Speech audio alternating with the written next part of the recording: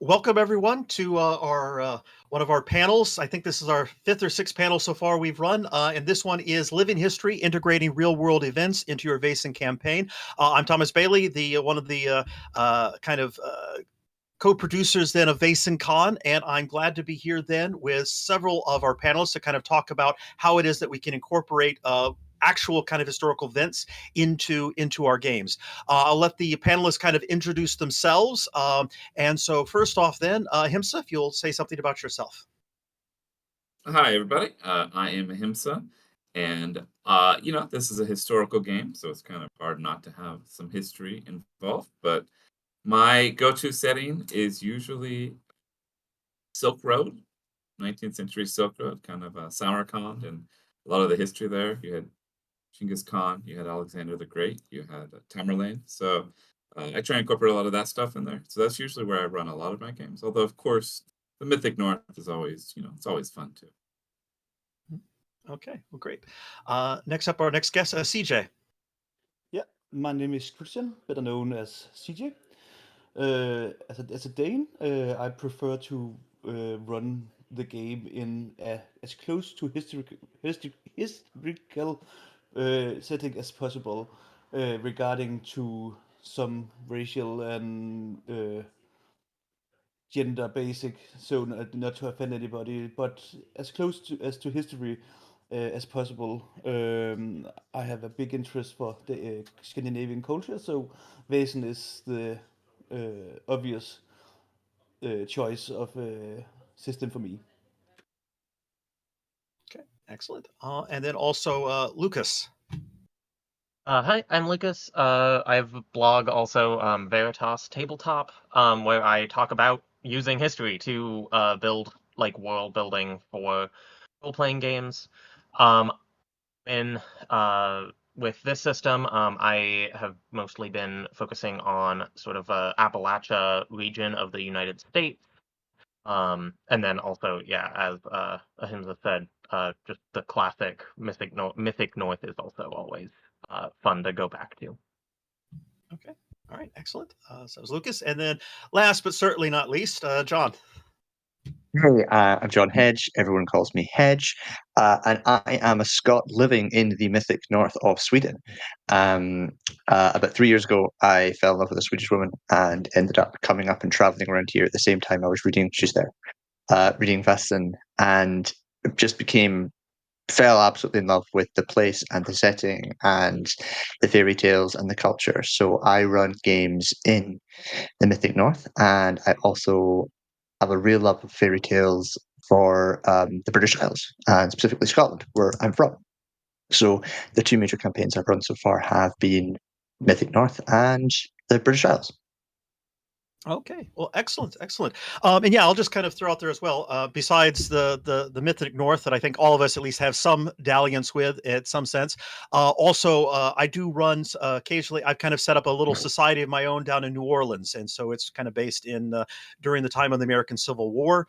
And then I also love playing in the sandbox that is Mythic Britain and Ireland. I do it a little bit differently because I like to bring in some of the elements of colonization and getting some of the territories that have been conquered by Britain to kind of get their own way of trying to get back sometimes at the British Empire. So that's a bit fun to do. But just kind of to start off with everybody, as we're kind of talking about, we each have our kind of preferred settings, our preferred historical eras that we do things in. What is it then that's kind of the way that for a game master, how did we get started with that? I mean, each of us might have our own knowledge that it comes from, but if you're saying I want to run in Denmark, I mean, where's do we start? Or if I want to run in Appalachia, where is it that we start in terms of getting that historical mindset together? Yeah, I think it's good for me to start as a day. Yeah, so to start playing in a history setting in Denmark, this area, it is very important to acknowledge we have just been the Germans. We have just gotten our constitution, and it's a time of real big turmoil changes. We have gone from monarchy to a democracy to some degree. But yeah, it's a very big thing happening all around us. In Denmark haven't had the big famine like they had in Sweden, so we are a little bit better in that situation.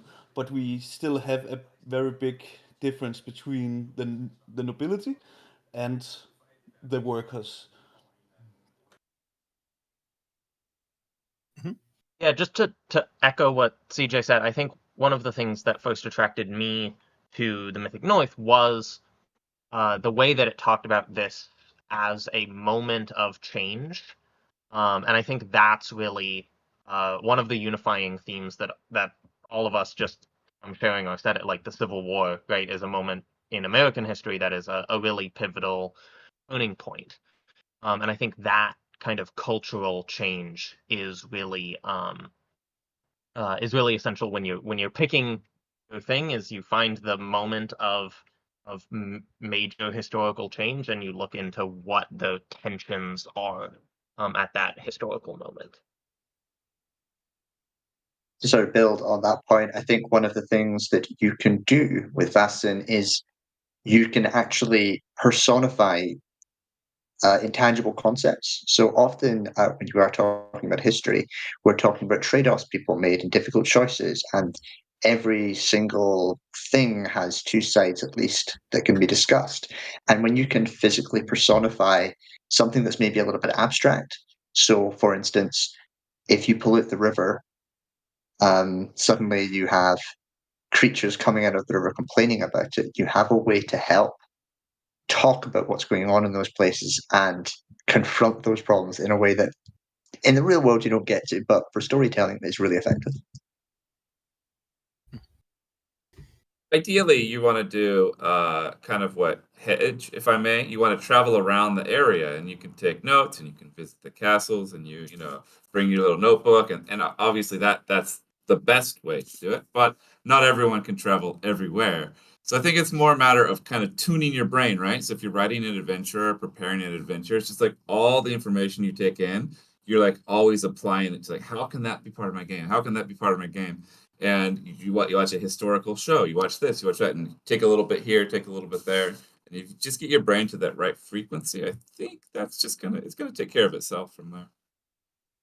Another point is, if you want to work in a certain period in a certain time, it is always a good place to start to get a good foundation to understand how it was to be urban, it was to be rural, and just understanding that is the foundation. And then the way is to, okay, I choose to go here, and then you can either go a little bit off script and make you up your own, or you can go dig deeper into this part of the world. Um, yeah.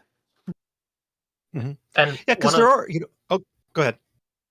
No, go one of ahead. the things one of the things to add to that is one of the ways I think if you can't travel, like if I'm running a game in Europe and it's hard for me to get from the States all the way over to Europe, is reading, and reading widely and reading broadly. There are books on there are history books on just about every single historical event that you could possibly want. And so reading that and trying to get an exposure to the history you're talking about. Might be really good for us to do like a little disclaimer at this point in time, which is that this sort of deep reading is entirely optional, and the reason that we do it is because it's fun, right? It's something that I assume you all enjoy as well as I do, finding out about the past, finding about events. Don't be turned off from the game because we're all talking about what happened in 1762 in Denmark. Like you can also just make crap up and just have a really weird setting that's not quite anything, and that's fine too. But this panel is going to talk about doing those things and going into history and going to real world places because we want to. But that it's very much a choice. It's a thing that we choose to do because it's fun. It doesn't. You don't need it for the game. Right. We are geeks. Yeah, and I would just kind of add on that, in the sense of there's nothing wrong with doing a quick Wikipedia search and that being the basis of a setting that you want to do, because that's what you're interested in, that's what you go with. But like you just mentioned, some of us really nerd out on the historical elements of it. But that is a part then of making a balance in your games when you're running games about the historical elements that your players want versus what it is that we need. But yeah, so we will focus on this panel a little bit more on the nuts and bolts of it. But yeah, it's certainly not something that that is required for everyone. And I would just make a plug as well for those that are watching on YouTube. If you do have any questions about any of these settings as well, you can ask those, and I'll try to get any of those questions related to our panelists as well. So I'll keep an eye on the YouTube comments over there too. So just so everyone is aware of that. But yeah. Also, just to mention, you don't have to know everything about something before you start using it. You can start with just as you said, a Wikipedia article about a city in an area you think sound interesting, and just work you up from there. The Vaesen book have a really good summarized description of the Scandinavian area in this time and period. So if to build on that, just take a look on a Google Maps, find a city you think is placed somewhere funny, and Google it, and you will probably find some interesting history facts you can incorporate. I think what most players are looking for is not historical accuracy, but historical verisimilitude. They want it to feel like they're in the past, but not necessarily like dirty water and plague and stuff, but like just the feeling that they are there at that special time. So I think that's really all you want to get, is that just those highlights, really. Well, where do we find then? Because you're talking about the highlights of it. How do we make some of those distinctions between those pearls that are the things that we want to add versus necessarily the nitty gritty? Because as CJ was mentioned a little bit earlier, kind of the division between, well, you want to know a little bit about what the city is like, but you also want to know what the rule is like. But we also have in most of these times different gradations then in society as well, the upper class, the lower class. If I'm running things in New Orleans, there is the issue then of slavery. There's racism that exists in there. So how is it then that we decide when we're building our settings, those nuggets that we want to incorporate versus those other pieces? It's like, we don't necessarily need to be a part of our scenarios. Yes. That depend on your players to a lot degree.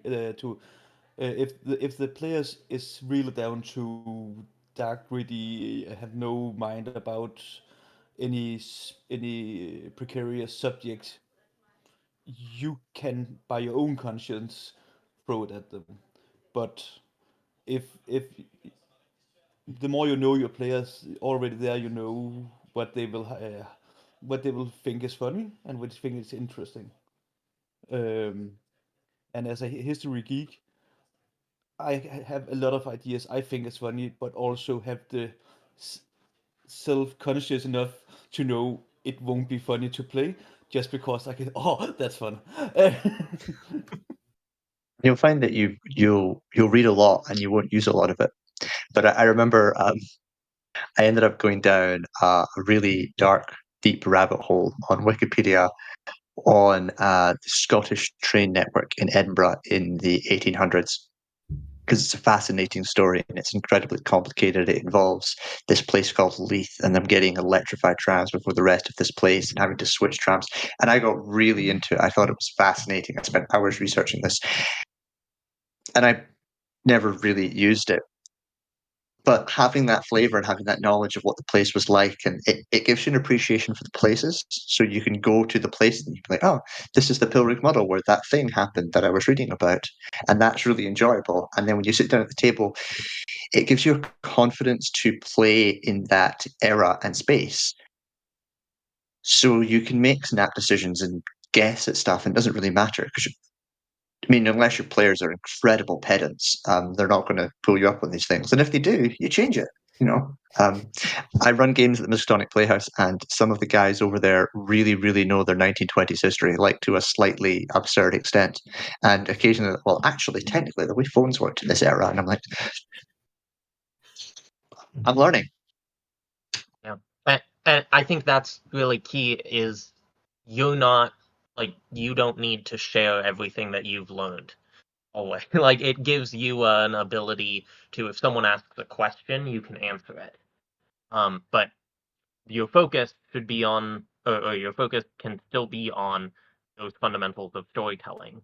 And if you're telling a story about a polluted river, like we were talking about earlier, it's not critical that you know every river in, in southern England, but you can start off with the story you want to tell, and then if you want to do that, delving into the history, you can look up the history of the town that's near the river and what the actual history is with the pollution and interesting locations and interesting conversations that were actually being had at the time about pollution.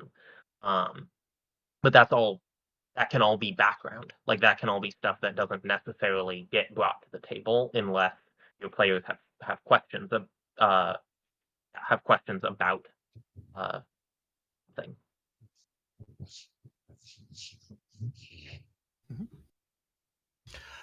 Or even I think a little bit too, again, going with the theme of the polluted river, that those things can then be the catalyst, because again, we're often finding then those moments in these historical events that are leading up to then some element of our gameplay that we're having.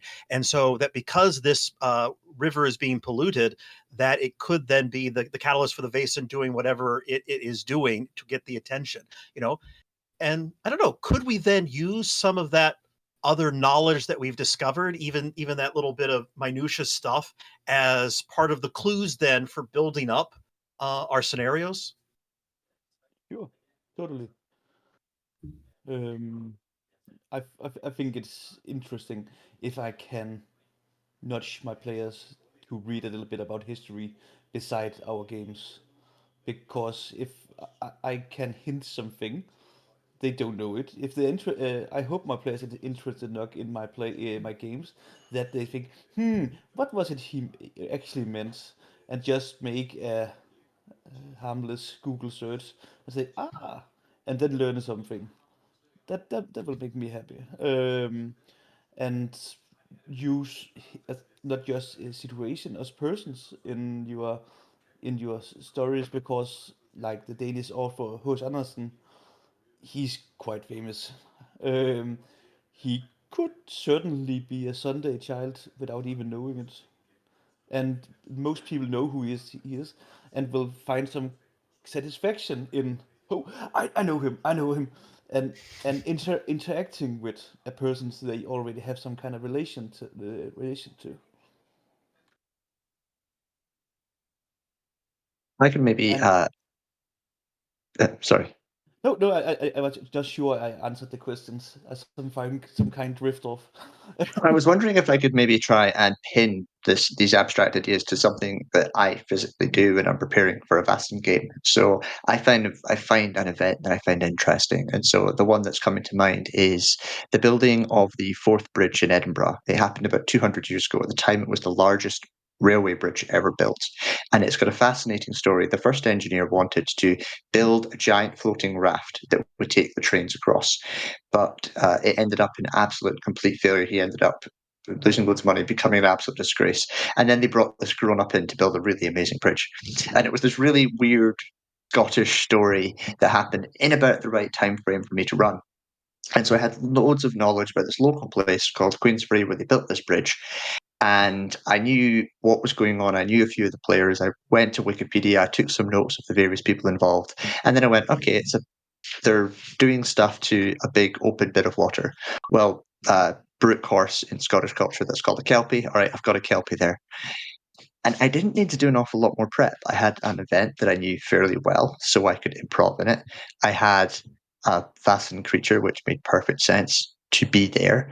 And then I just ran an adventure with pretty much only those notes. And we had an absolute blast. And the ease with which you can improv around something when you know a little bit about it really helps you do very minimal prep once you actually sit down to play, which is a really enjoying experience as a GM. That's not the ordinal number Forth, right? That's the Firth of Forth bridge you're talking about. That's the Firth of Forth, the Forth rail bridge, which is one of now 3 bridges there. I see. Okay. Well, how do we decide? And I do like that kind of diving into some of the specifics, as you just kind of mentioned there, Hedge. What are some of those in our preferred settings that we run things? What are some of those events, like the building of this bridge, the specific bridge, that we like to pull from specifically in terms of building scenarios out of? I think you want to look at the themes, right? So you're looking for like maybe colonialism, but or nationalism, but definitely industrialism. And I was thinking like I don't know if anyone's done this yet, but Alfred Nobel is lived in the 19th century, and surely the things he's messing with are something that Vasen are going to be interested in and maybe interested in preventing as well. So I think you start with, at least I would start with the themes first, and then kind of think like, well, who is around that could maybe fit that theme, and then below that, well, what Vasen is going to be like most offended by that, and then just kind of top down make a plan. Mhm.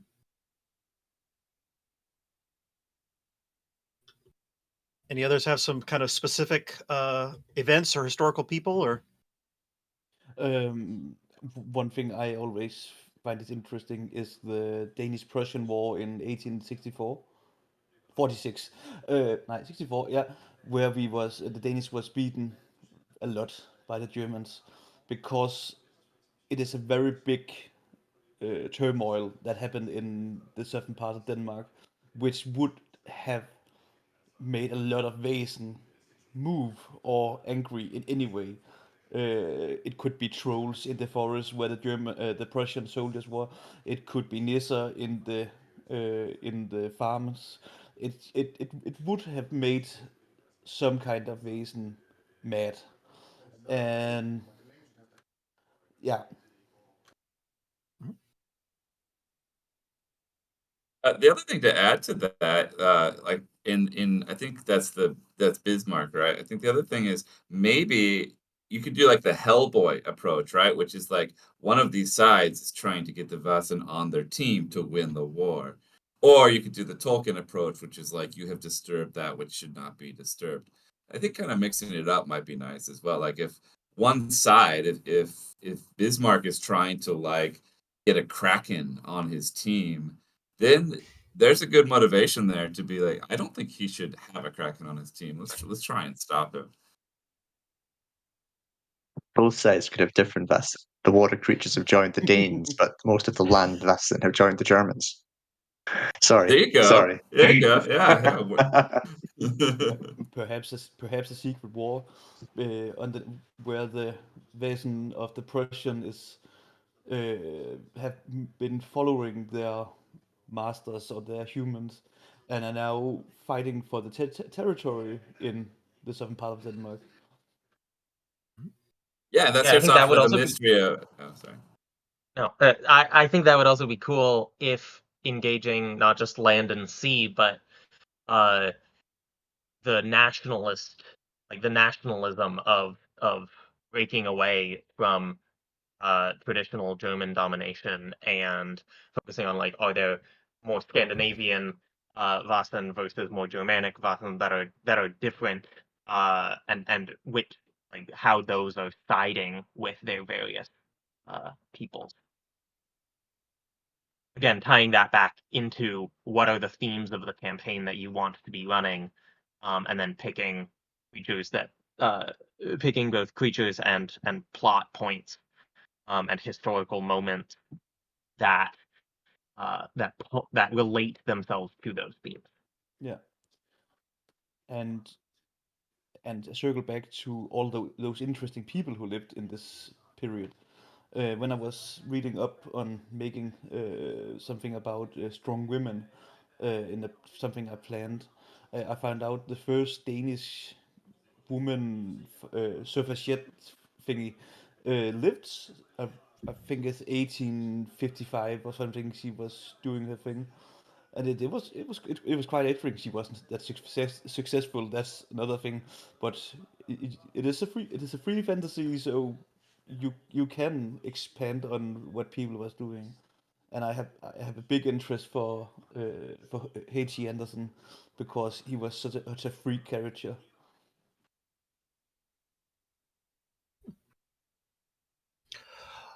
You guys kind of brought up an interesting point, I think, in terms of the different Vaesen from different nationalities, and even though there are some similarities, sometimes you can see, like, okay, I can see similarities between Swedish Nice and Slavic Nice in particular, and there's others that are like that as well.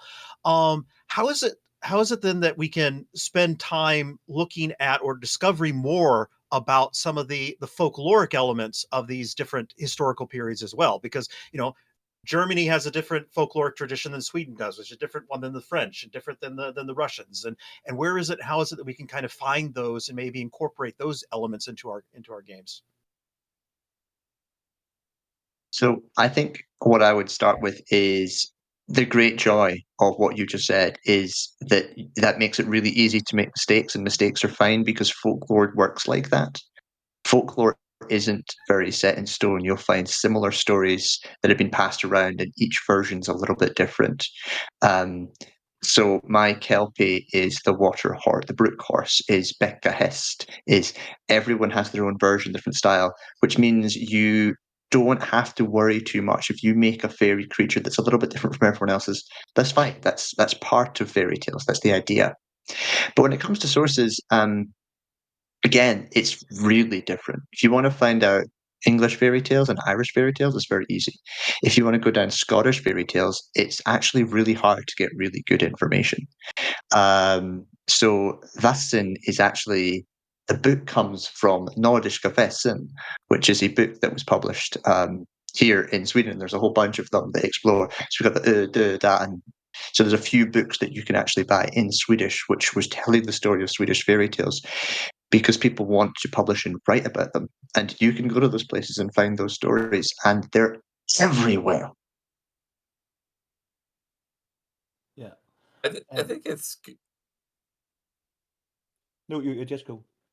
I was just gonna say, the temptation is to sort of make like a Brothers Grimm folklorist traveling, you're cataloging cozy horror. But I do think, like Hedge was saying, you don't want to get into the taxonomy of like, well, this is that and this is that. Like folklore is too messy, I think, it's not gonna be fun to kind of create these lists. Like I think you want to keep these nebulous kind of categorizations. I was just looking over my bookshelf to grab something, and the one that came out was the Necronomicon, which is maybe not what we're looking for right now.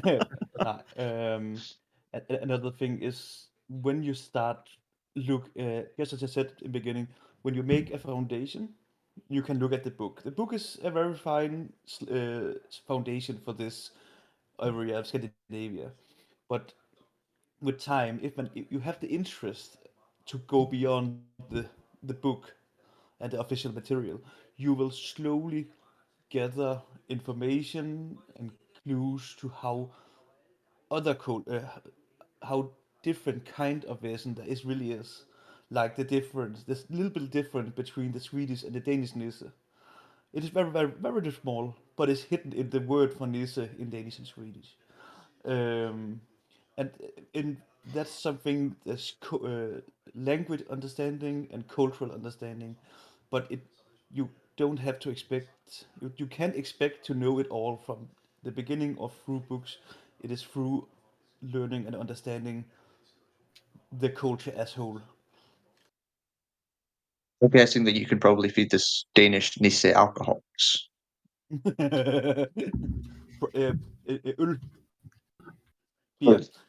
This is But yeah, just an example. See myself as an expert on Nissa, especially Danish Nissa. The difference between Danish and Swedish Nissa is that Danish Nissa will always move with you. If you move to a new house, the Nissa is moving with you. If you have a bad relation to the Nisse, you're fucked. The Nisse will always be there. But the Swedish word for Nisse is tomtegoten, which means the guy from the spot. This means the Nisse was there before you, and he will be there after you. So you are on his land, and that's a cultural understanding between the same character, but just a little bit of water between the two kinds. Swedish farmers will leave a small gap of about 1 meter across between their farmlands, which they call plats för tomta, which is literally space for tomta. And it basically adds little wildlife corridors in between the farms, which is considered really healthy for biodiversity. But the reason they do it, I've always said, is plats för tomta. So you can go and you can see these beautiful farms, and there's just these little strips of wild land in between them. There you go, a little bit of real history. Yay, Nissa. Well, personally, I'd find that a little bit interesting the way that Nisa work, because I know kind of more in a Slavic tradition, which I've done some research in, is you have to Nisas don't necessarily go along with you. You have to do something to entice them. So you have to bring some of the coals from the hearth with you to do that. Otherwise, the Nisa gets stuck there, and then that Nisa that can cause problems then for the new person that moves into the house. So. Yeah. Then in Danish we say nissen flytter med. The nisse is moving with you, and it's an very old history about a man who wasn't very nice to his nisse, and the nisse was very vindictive. And it ended. He sold his land and just moved. And the day he was moving away from his farm, he sees on the back of his moving carriage that the nisse was sitting, swinging his legs. You will never get away from me. Oh. There's a very similar Spanish folktale about the Trasgu, which is a type of goblin that similarly like lives and helps in your house and will follow you if you move away. Like if it is irritating you and you try to move away, it follows you. And there's a folktale of people who were so fed up with it that they moved away, and they were on the road trying to catalog all of the things that they had remembered to pack into their wagon. And then they came across, they were like, oh no, we forgot like our lamp that was passed down by my great grandfather. And then they hear a voice, and she goes, don't worry, like, I brought it with me. and it's the little goblin. So it's interesting also, yeah, how many folk tales do sort of have similarities, even when they're from completely different cultural traditions. Mm-hmm. Okay. Yeah. No. Is there any? It was, Go ahead. no, it was just. I think we got a little bit off tracks from the topic.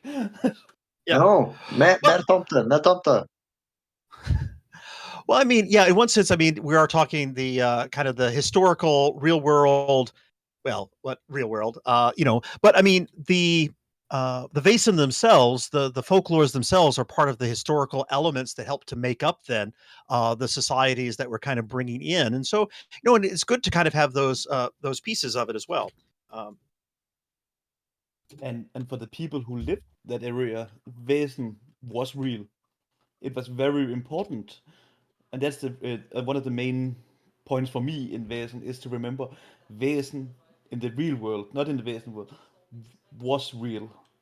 It would make a bad harvest if you didn't give the Nisse his porridge. If you didn't remember to make put an iron nail in the frame door frame, you would have problem with trolls, and so on. So Væsen for us is fun, but for the 1850s and before, it was deadly serious. Something that I think a way to bring in that real history, um, particularly with the Americas, because America was so uh, dependent on being settled by immigrant groups, and you have Swedish immigrants, and you have like Scots-Irish immigrants, and you have like so you have kind of successive waves of immigration that is in many ways the real history, like the historical moments of America is defined by these immigrant groups. And I think something I think when I'm running games in America or in the Americas is about what Jason are those people bringing with them. what folk tales are they bringing with them? Because a lot of American folklore is built on what are the stories from your homeland, and then what happens when Danish folklore and French folklore are suddenly put in geographically adjacent communities, and there's blending that's happening between those. And I think that is the history. It's a history of cultural mixing, and cultural exchange. American Gods by Neil Gaiman did a lot of good work on this, and there's a TV series I think as well, which I've not touched, but really, from reading the book, does touch on a lot of these themes. I thought I would do a little bit of a show and tell, if that's all right with you, because of course, no doubt you'll have heard of Nordiska Vaesen, this one here. But what you might not know is that they continue. We have Yeah, them, I heard that. the undying, the undead. We have very beautiful paintings. Drakar, and we have Nordiska Gudar, Norse gods. So if you do end up needing to just expand a little in the world of your Swedish history and stories, these ones haven't all been translated, which of course is a real problem, but they are beautiful, and Google does. Oh, they have been translated, some of them. But into Google English. Translate also Into works. English. Yeah. In English, yes. I was visiting Stockholm this summer, unrelated to thinking about it, and I saw I think all of those are translated into English. I think I saw English Well, that's translations okay. of all those ones.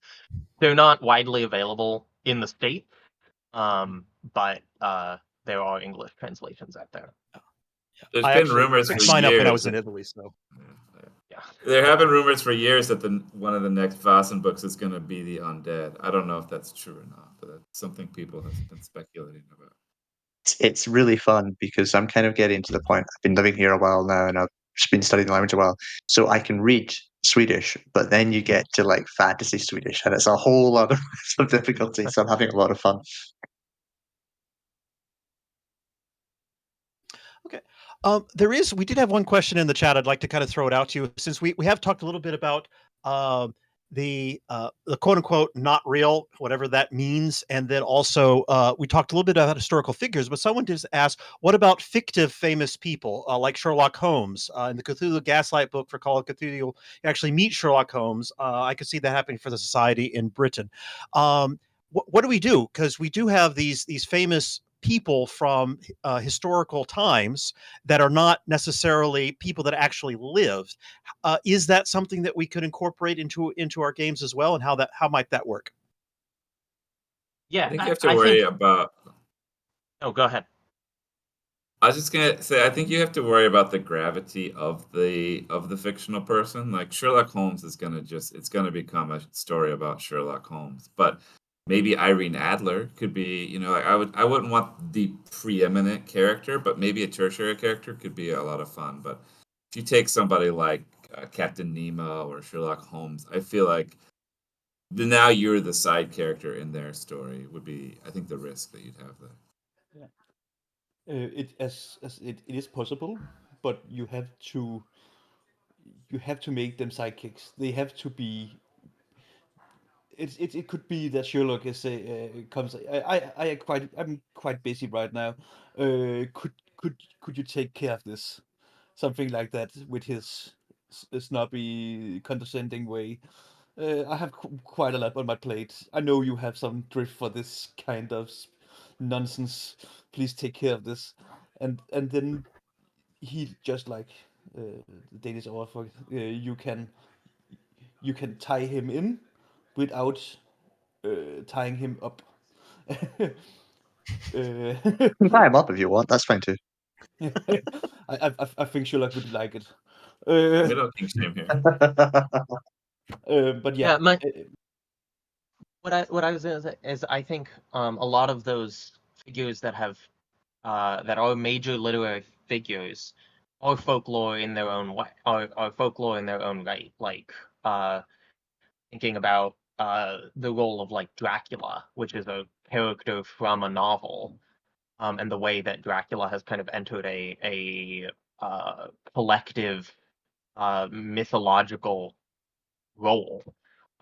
Even like with people coming up with fictionalized histories of where he comes from, all of that stuff, like those, and like that is becoming folklore. It's kind of in the process of entering into a folklore entity, and so I think you can absolutely use those fictional characters in the same way that you would use um any other piece of folklore as inspiration, whether that's Sherlock Holmes sending you on a mission or trying to discover why this weird detective has apparently supernatural like he can be a friendly Vaesen in many ways, and you can use that. Yeah. So I would maybe want to just put some guardrails on this for people listening who might not be aware, because there's a distinct difference here between running a home game where you are running with people that you know and trust, and you can do whatever you like. And then if you're going to go to a convention, you have to just consider you might not know these people as well. They might have different sensitivities to you. Just consider choices you're making with regards to how someone else might see that. So if I decide to take a fictional character that might be loved and do something horrifying to them, or if I decide to take a character, if I decide to take a historical character and make fun of them, like my friends might really enjoy me making an American president a werewolf. I think there's probably some parts of America who might get really upset if I suddenly made Abraham Lincoln a werewolf. There's some others who'd love it, but just consider that angle before going down those roads. And then if you're going to be publishing, because obviously you can now publish third-party content for Vaesen, you do need to be a lot more careful that you're not stepping on anyone's toes and breaking any copyright laws when you are putting these people in. But that's not to say you can't just change the detective's name. Well, actually, Sherlock Holmes is fine. You can't just slightly change people's names, and then you have an awful lot more freedom to bring about caricatures and have a lot of fun with that. Mm-hmm. On that point, though, I would also add, just because I've noticed, I've had to play with it a little bit too, is that copyright laws can differ, particularly between the EU and the United States. They have very different copyright laws. American copyright laws are a lot more looser than the EU, because I know I've had to deal with some of that with some thoughts and ideas that I had. That's like, I could use it in the United States, but if I want to publish it on DriveThruRPG, which is available in the EU, it's not available for use in the EU yet at this point. I still have to wait another 10 years before it's available there. So that is an important part to kind of keep in mind. I think if you're sticking with 19th century characters, I don't think there's anything 19th century that's still under copyright anywhere, as far as I know. Yeah. Just to add to what Asher said about Dracula, per se, you got me thinking that Dracula is a written novel about a Vaesen creature who is the type of creature is old, but then I think it's Mary Shelley wrote that was Frankenstein. Sorry, wrote the novel, and that had changed the Vaesen, because before the Dracula history, vampires was quite something else. The old histories about vampires isn't what Dracula in any way or form shows. So it is all just to point that sometimes Vaesen and culture and folklore around Vaesen change over time. So you don't have to be worried that if you don't know everything, it can be you who make a new change, a new direction for this kind of Vaesen. You don't have to be 100% accurate every time. Just do it. In the You also Balkans, for see that. example, I was just gonna say to his point, in the Balkans, for example, werewolves and vampires were the same thing. Like, it wasn't two different monsters. It was just a scary, bitey thing. You mean Well, children?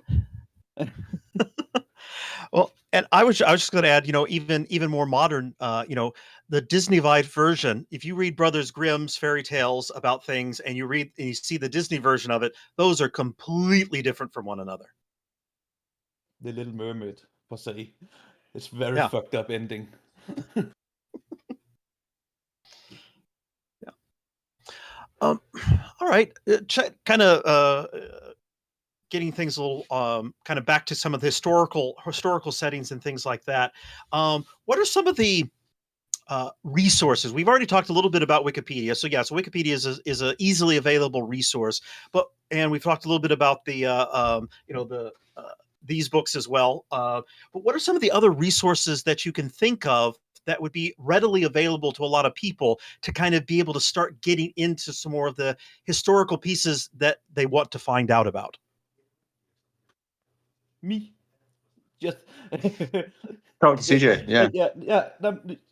But to all honesty, talking to people like us, we all have, to some degree, more or less, in every different kind of way, have knowledge about strange subjects, and I will always be more than happy to discuss Scandinavian culture and culture in general and Vaesen and anything occult. And I think it's very important for us history geeks and it all to be sharing and knowledge sharing, because only together we get better at this. Tagging. Go ahead. Yeah. So I just found an expert on Gaelic fairy tales on TikTok called Kenny Boyle. She just turned up in my TikTok feed. She's great. He knows tons of stuff. He has a radio show where he discusses Gaelic. So Gaelic is West Coast Scotland, and is related to Gaelic, which is the Irish stuff. But he talks about Scottish fairy tales more in depth on TikTok than I've seen anywhere else. So it can be anywhere. Just explore, look for fairy tale, look for people who know this stuff, and listen to them. For less for folklore and more for those historical events. If you're trying to draw from that, one of my strategies is like if you find a local college or university that has syllabus like syllabi posted somewhere publicly accessible, you can steal those like reading lists that can provide you with a list of books or articles that can be really informative for the real history and to give you an overview of that history.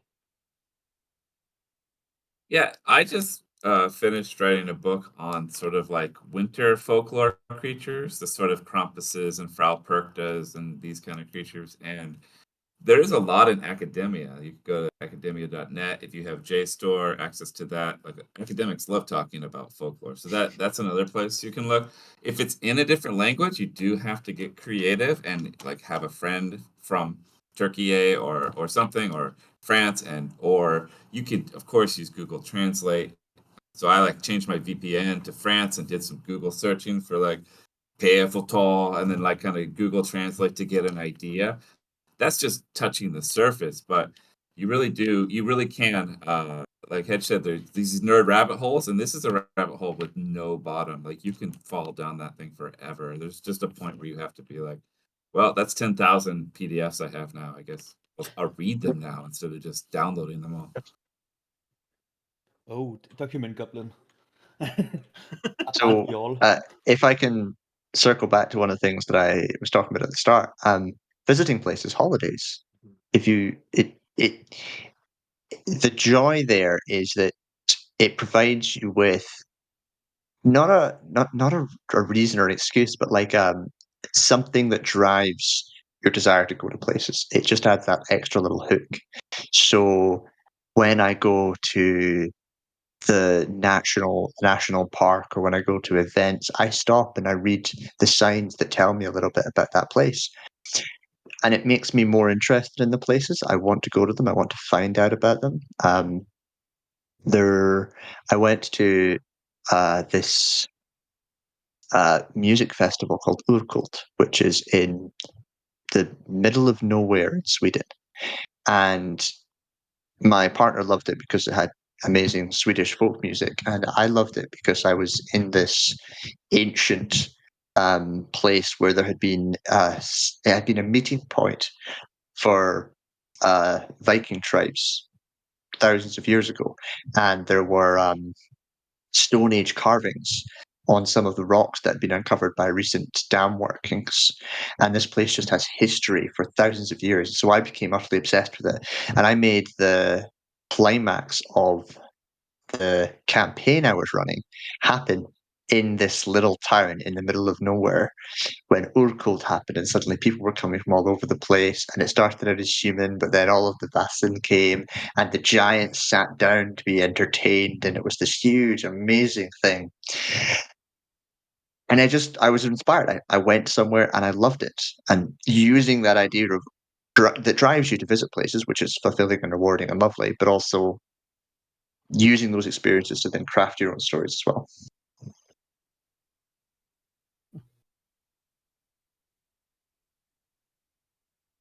Okay. Any other thoughts on that topic?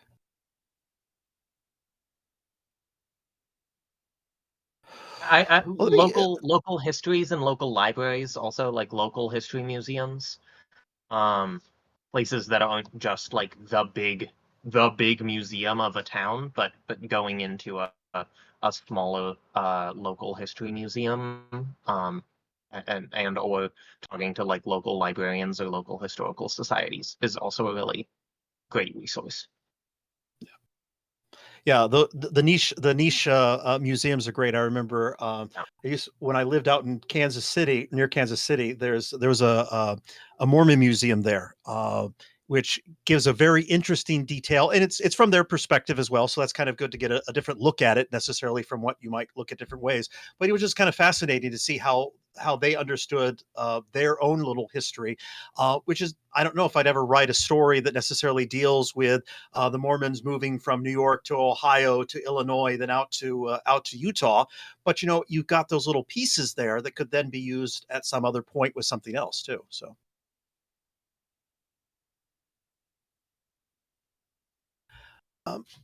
Switching gears just a little bit then, because we've talked about the pieces of history that we really like and we get really, really excited about. But we also know that there is a bit of an underside, an underbelly to a lot of this history as well.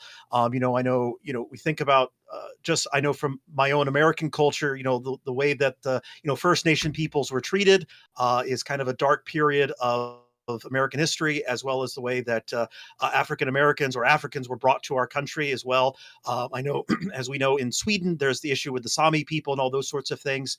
How do we historically kind of deal with some of these pieces of the less nice parts of history?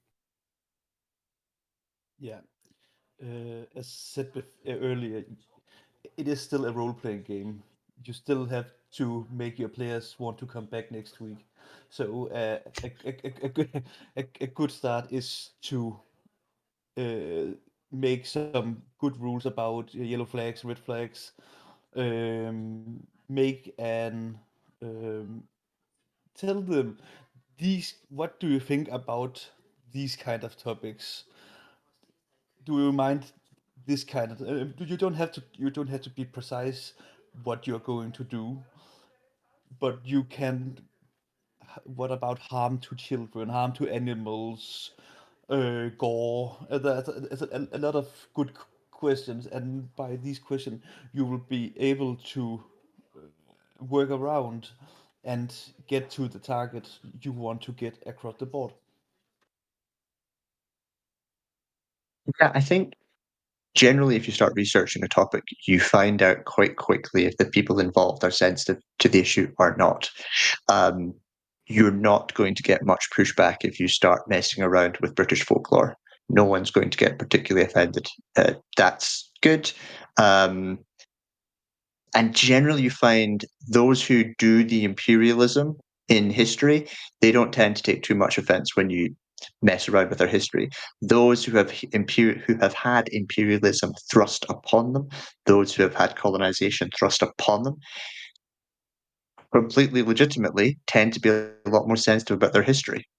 And so with Sweden, it's the Sami people. So they tend to be called indigenous people here, which basically refers to the fact that they have always lived off the land and they were pushed out of the land by colonizing Swedes.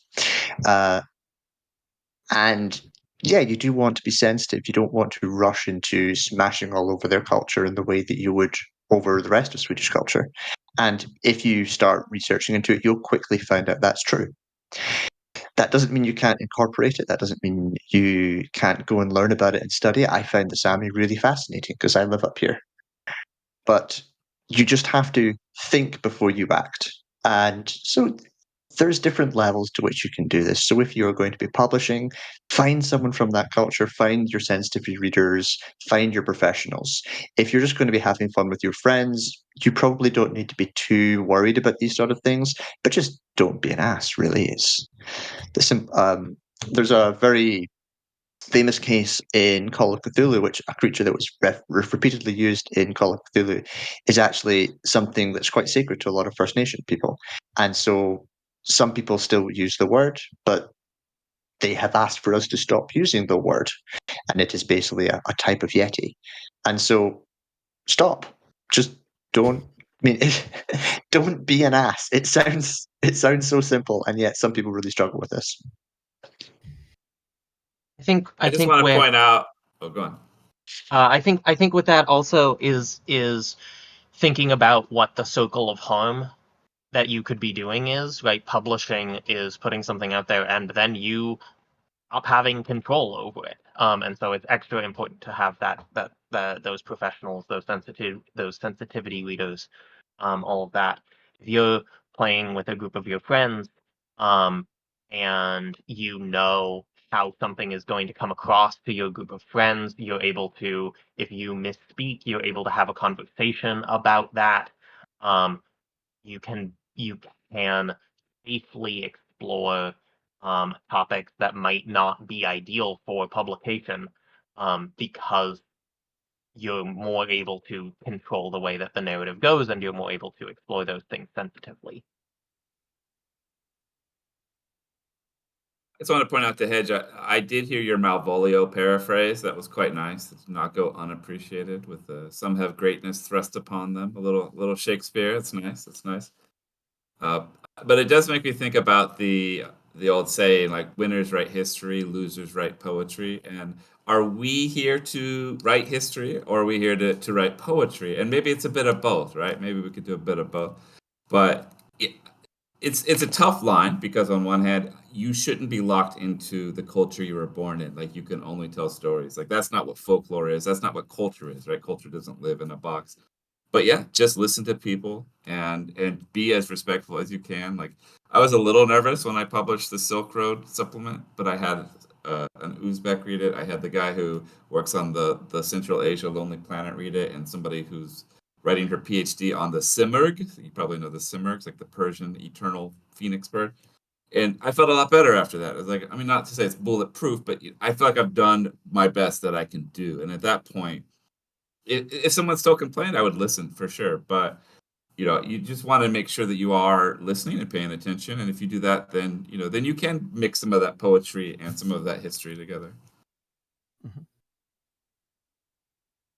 Yeah, I know, just because, like I said, I run a lot of my scenarios are based in New Orleans during the American Civil War, and that's why not a lot of those stories have ever gotten to the publishing stage. It's because there are some specifically difficult topics with that you want to be very careful with, and also because it's New Orleans, you're also dealing with things like hoodoo, and it's making sure then that is treated very respectfully, especially because if you touch on someone's religion, you really, really, really have to be careful with it, with dealing with that.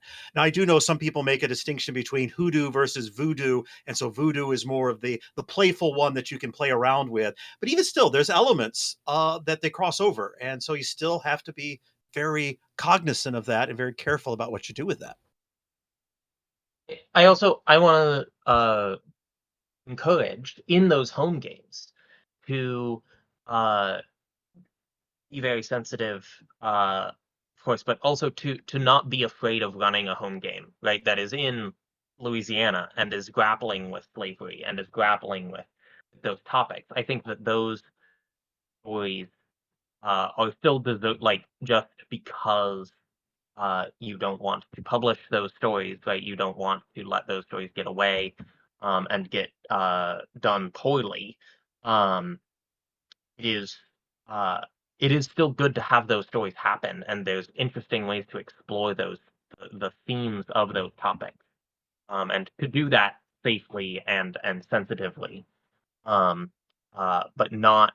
But it also would be disingenuous, I think, to run a game that you have set in Louisiana in 1830 and go, not gonna touch on the messy parts of this.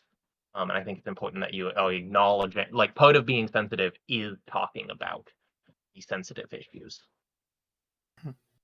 It is all around respect and making at least an effort to be okay with it. Like, I have no problem with people getting some facts around the Viking Age wrong, but I have a problem with people who put horns on the helmet, because that show the least, next to no effort in research. So that's one thing as a history nerd in Denmark. Horns on a helmet, don't do it. But if you put the dragon head in the wrong end of the ship, that's fine. It's okay. I can live with it. But yeah, just use some research before stepping on anyone's toes. But yeah, but still don't be afraid to just go do it. I think there is an inherent disconnect here because I think a lot of modern society is kind of didactic. It is sort of like you're here or you're here a lot of times, and folklore is sort of inherently gray. It doesn't really fit into either the black box or the white box. It sort of flows through them.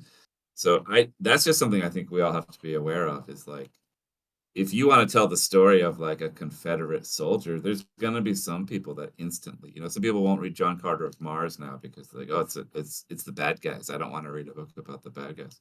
And that there's nothing wrong with that. But I think as folklorists or as budding folklorists or amateur folklorists, I think maybe we have like just inherently we kind of see things a little more complicated. So it's good for me this conversation to remember that there is always going to be a bit of putting the folkloric triangle into a circle or a square. It's not always going to fit very nicely. I think I want to just build on that a little because that raises a really interesting point, because what Vaesen is very good at is taking conflicts and making them nuanced. So because you physically bring about the Vaesen as a representation of something that normally doesn't have a voice. And so some conflicts we want to have nuanced opinions on. Some other conflicts we don't want to have nuanced opinions on.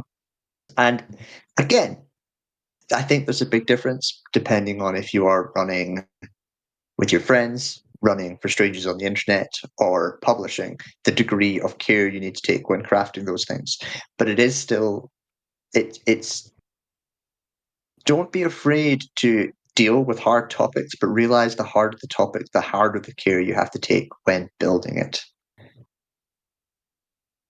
And you're going to get some pushback, and when you do, don't be offended. Instead, take it on board, be interested, try and be better.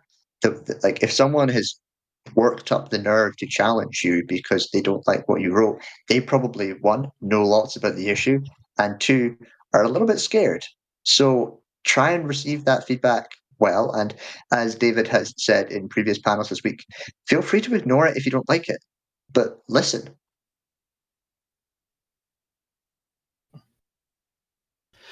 Well, and I would just kind of building off that a little bit too. One of the nice things about if it is something that has been published, like on Drive Through RPG for Vaesen, because it's digital, it can be changed just like that. So if we are corrected by somebody, we can make the changes in what we've written and push it out there so that we can say, hey, we recognize that we've made that mistake and we didn't necessarily treat this subject in the manner that it should be. And so now that I can go out and put out how a better, more nuanced version, maybe that's a better way of saying it.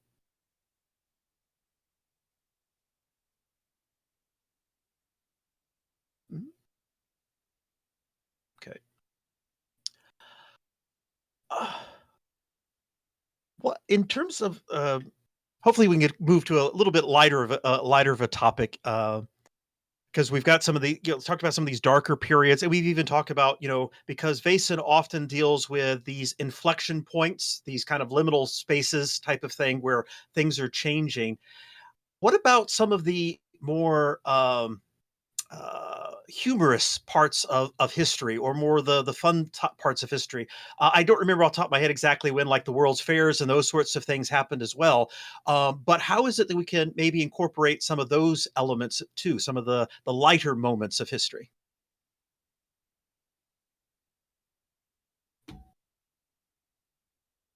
Well, the stories we were telling about, like, Nisa, were quite humorous and light and funny, but the problem, folklore is full of those. But I think the problem is with Vaesen, you're expecting a horror game. So the only time maybe not the only time, but maybe like follow up something horrific with a lighter moment just to sort of balance it out. But I don't think, depending on the table, you probably don't want too many of these, because then it's going to feel a little. Unfortunately, I think we do think of fairy tales as being little kiddie, and I think the horror kind of like balances that out. But if it's just kind of like elves frolicking, I think there might be a disconnect for a lot of the players. I also think that this is a moment of uh, the difference between running like a one shot for a convention and running something that's longer form. When you have a continuous campaign and you're returning back and forth between, going out and exploring and then coming back to your base for the society, is really where you can do that. Going out is scary and it's horror and you're exploring the unknown and you're having these moments.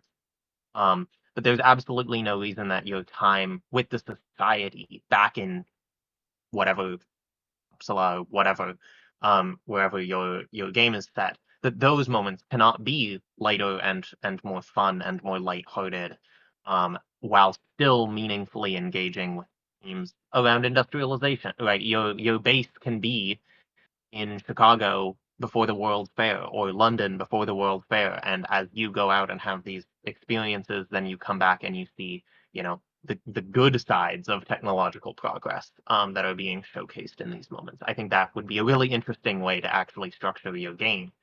Um, uh, that kind of like compare and contrast model almost.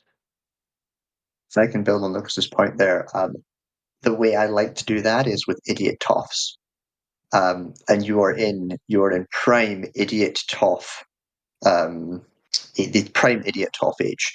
The number of people who were born, who weren't loved by their parents, who were sent to a private school, who were thoroughly beaten and told this is exactly who you have to be, and then sent out told that you are going to inherit the entire world and you are always correct, is very, very high. And they did some amazingly stupid things, and they left lasting impressions on the world that you cannot even imagine by their sheer madness. And they're often well-intentioned, and they're often doing cataclysmically horrifying things. Some of the things the Victorians did is just unbelievable. So there's routes in the Alps where basically Victorians took the pitons and they just bashed them into the mountain so they could climb the mountain, and they've just left marks of hundreds and hundreds of these pitons in giant lines that just will forever mark that mountain. And there's so many of these stories, and there's so many crazy things these toffs have done. Interacting with them is always really fun because they're not mustachio twirling evil. They're well intentioned and they're idiots.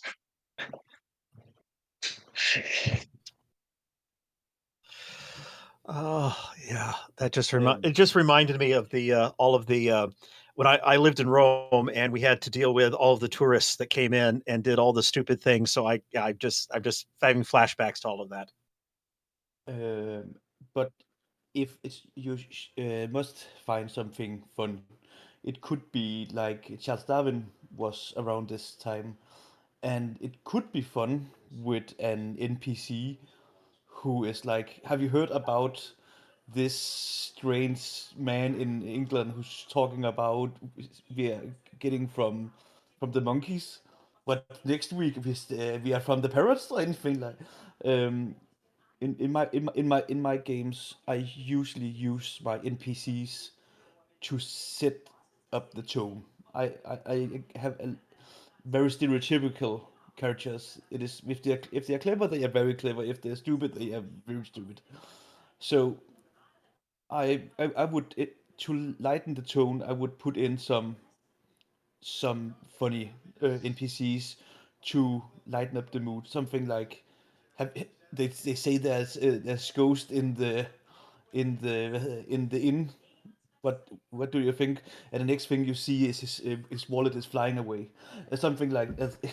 Is something like that. And in this game and in Blades in the Dark, I have also been running. I usually try to, if I have something the grim and dark, I try to level it out afterward with some more lighthearted, some more fun to mm, to make sure that when I give them dark, they know I know it hit harder if they come from something light. I don't have to go too deep before it hit hard.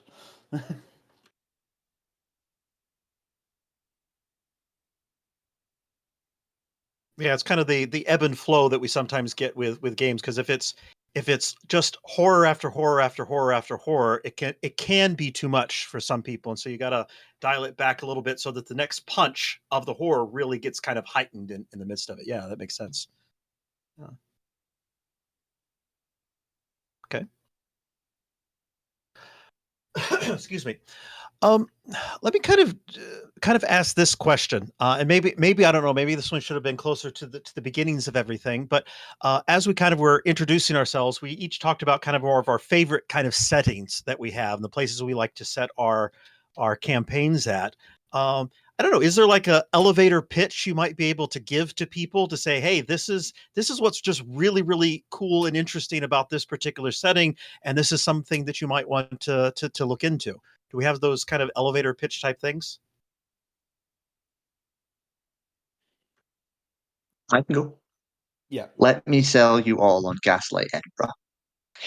It is a time where Edinburgh is a center of innovation, of banking. It is incredibly rich because it's profited so heavily from empire, but it is trying to make itself the Athens of the North. In fact, it is building a folly, which is a pretend Grecian monument on a hill in the center of Edinburgh. It is rich and it is studying the body and biology.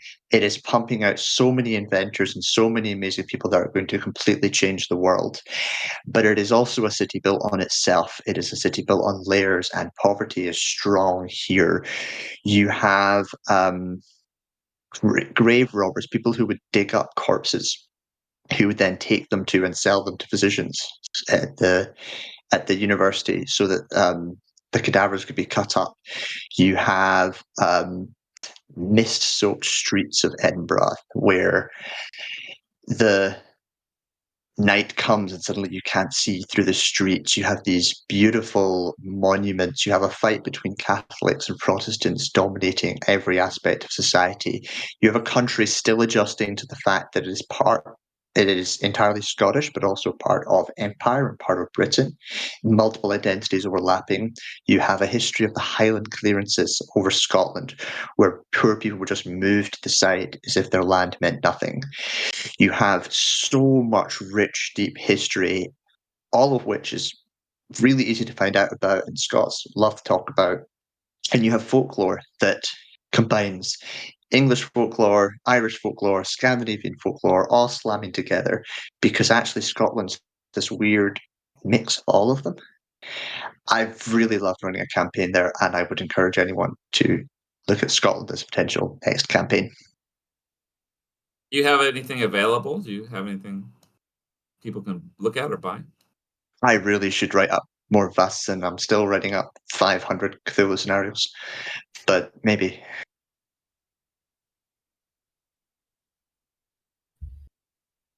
The elevator pitch for Appalachia is just that it's an area of the Americas that is old.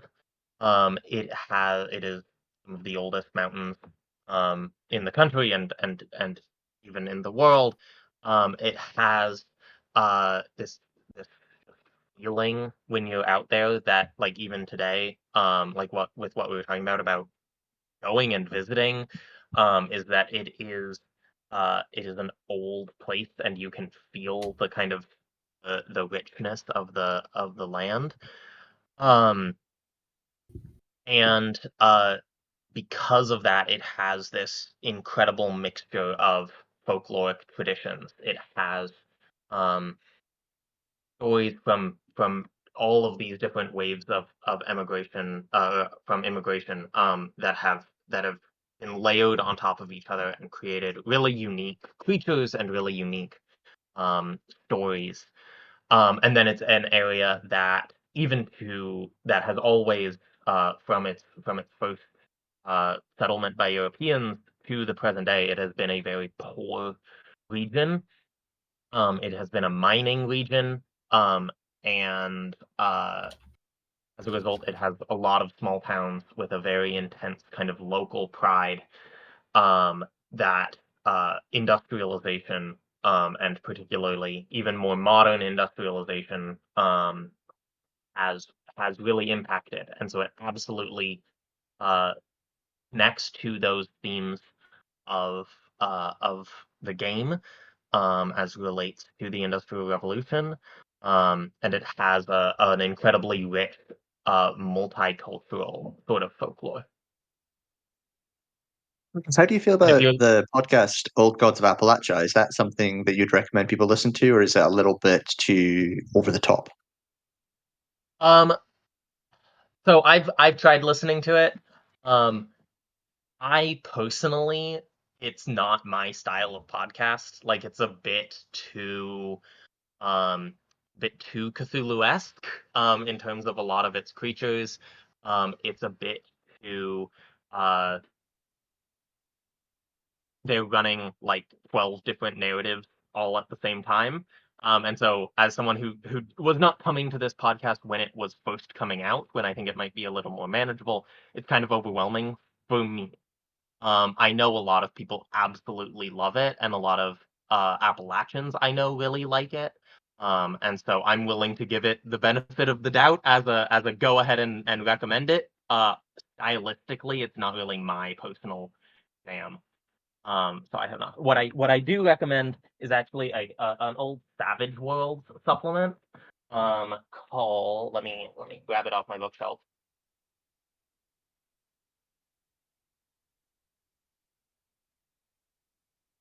Uh, an old Savage Worlds uh book called Hollow an Appalachian Apocalypse.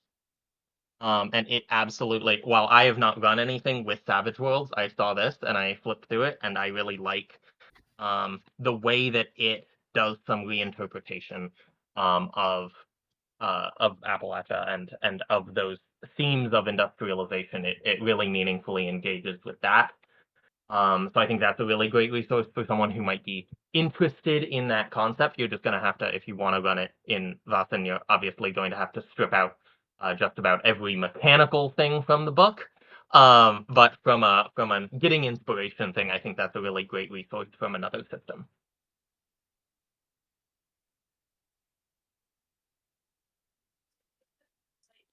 And now I will try to sell Scandinavia.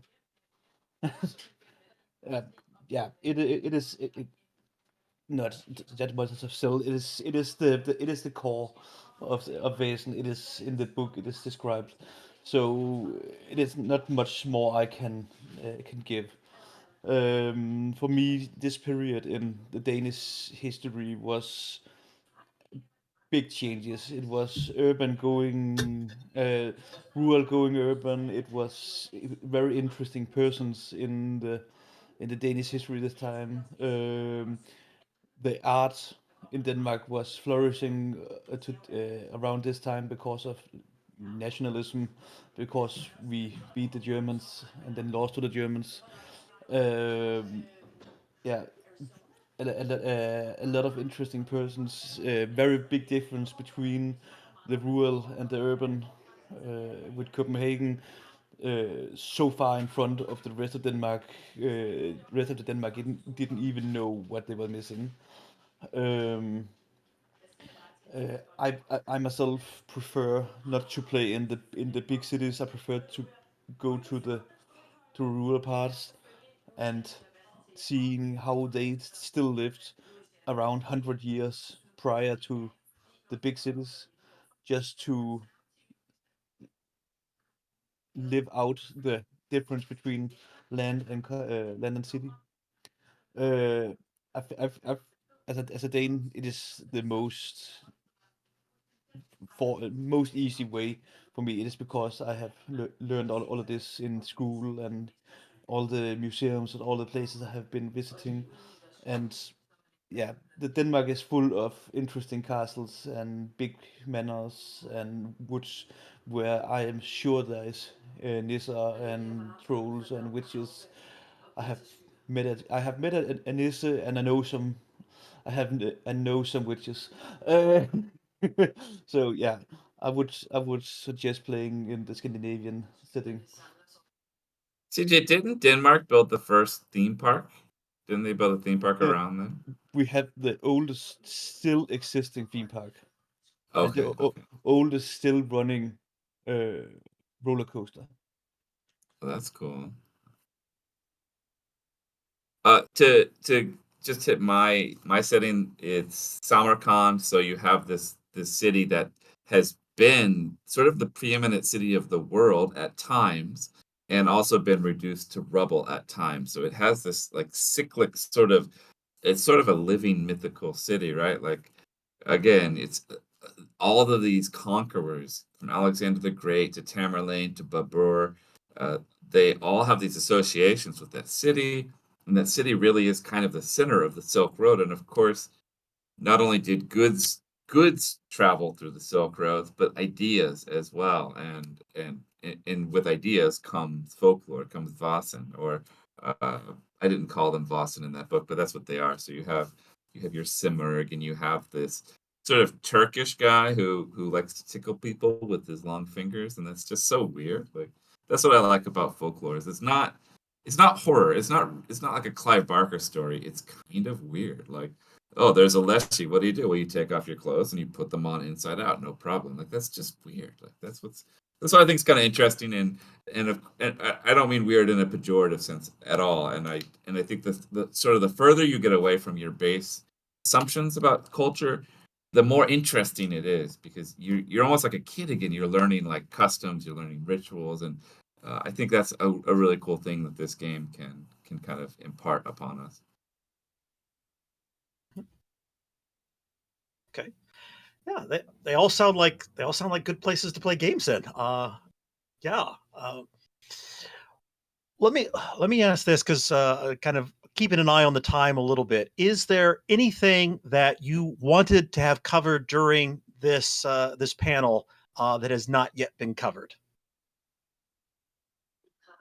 Mm, I when we was giving this talk, I was earlier today. I was thinking about what kind of superstition and rituals we still use today, like the all the rituals about the wedding, for say, like carrying the.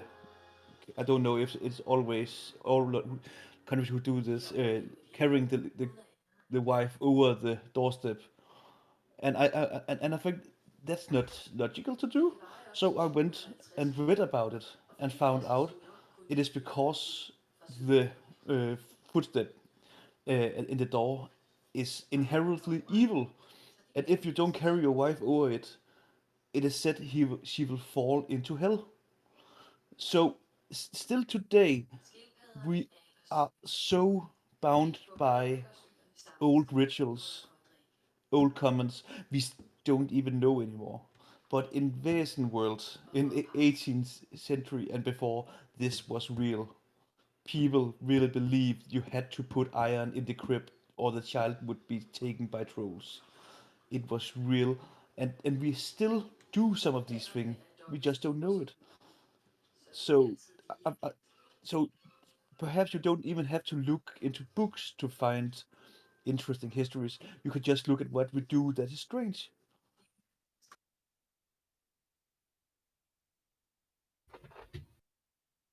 There's a writer who has nothing to do with Vaesen, but I do think if you're running games or even playing games, he's worth checking out. His name is Tim Powers, and what he kind of does is like he takes plot holes of history and sort of creates supernatural reasons for how those things happened.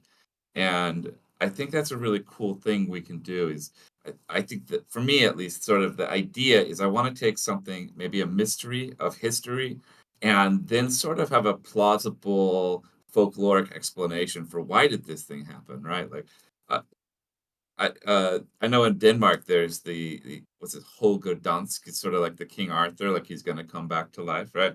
That'd be kind of cool. Like how did he fall asleep? Well, I could think about a lot of reasons. What's gonna bring him back? And so you can kind of just tie in. I think when you tie in those real things, but you're not quite sure why they're real, and you say, well, here's the supernatural reason why. It just fits together, and I think that's sort of like the feeling you want to get when you're doing this mythical history kind of game. Yeah, and to add to what you said, there is a lot of situation in history we don't know why. Like there was more sea battles in Denmark, Sweden, rivalry, where it wasn't supposed to go that way. It was a God's hand, and I have read a small history a long time ago where it was said that the man in the post in the crow's nest has fallen asleep, but his body and Nisse was awake and saw the Swedish in the horizon, and climbed down and dropped an acorn in the head of the captain to wake him up, and thereby he was able to wake the ship and get ready to beat up the Swedish.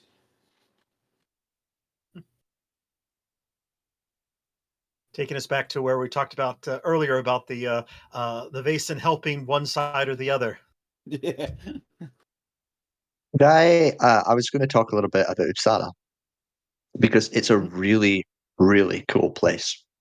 And I was just reading Vaesen when I visited Uppsala for the first time. It is the old capital of Sweden. It's about 1 hour north of Stockholm. And it is a place where the ancient Viking temple used to sit in Gamla Uppsala, just outside. And there's these giant mounds where they used to bury their dead. And in the center of Uppsala is this beautiful church, the huge cathedral. And this is genuinely true. In a ring around Uppsala's main cathedral, there are old Viking stones with um, runes, magical runes carved into them, and they are literally just in a circle around the cathedral. Whatever crazy mad lad was the one who chose to make that, I don't know. But it is a magical place. You can go there and see these things, and they're so real. It's this crazy castle, which is bright pink. The whole place is just wonderful. And if you go to the place in the books where Gyllenkreuz is meant to be, you find a church, which is a little bit boring. But it's so cool to go to these places and feel connected, and it helps so much when you play to see these places. But of all the places, if you want to visit, Uppsala is very high up there, and I can't recommend it enough. I have never been there, but perhaps that should be a road trip. Might be anti-Norse propaganda, but weren't there a lot of human sacrifices there? Isn't that what the story? How the story went? Not a lot, Probably. not a lot, Okay, but there was okay, some. okay. Um, the Vikings was very fond of their slaves, and their slaves have more liberties than we have today back then. But some was asked by history that do you want? It's a very big honor. Yes, but mostly cattle. It was very rarely. It was mostly before wars we used to end someone.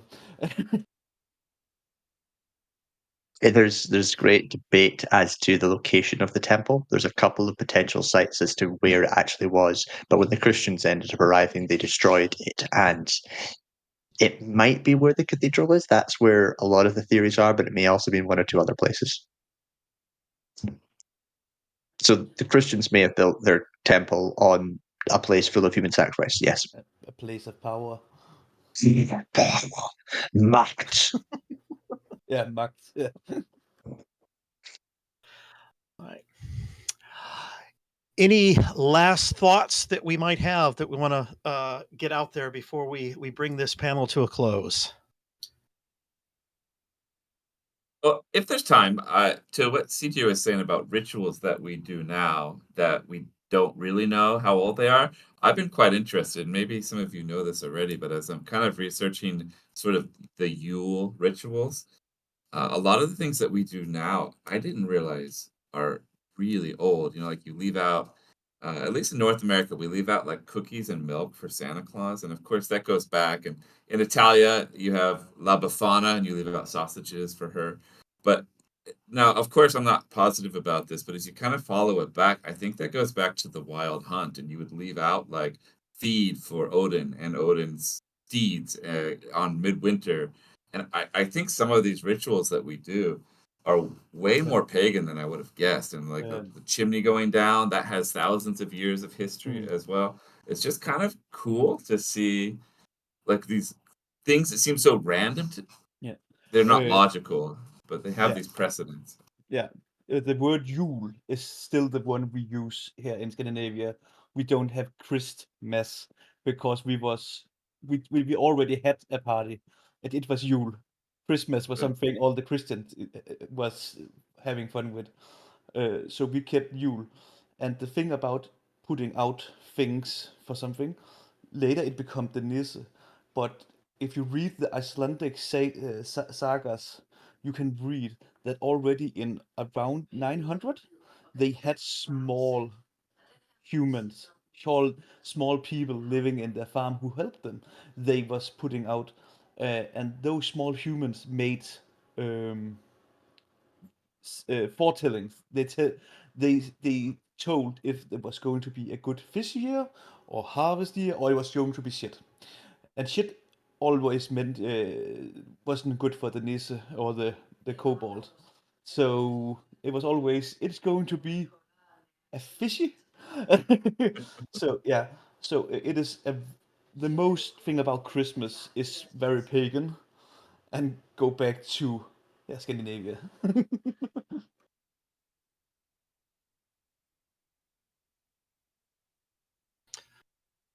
Oh, all right then.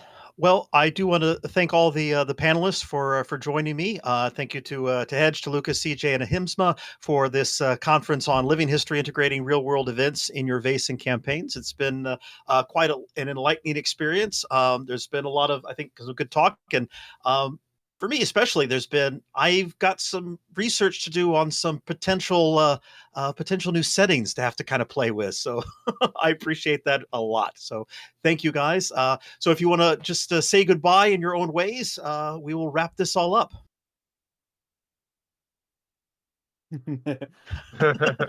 Tak fordi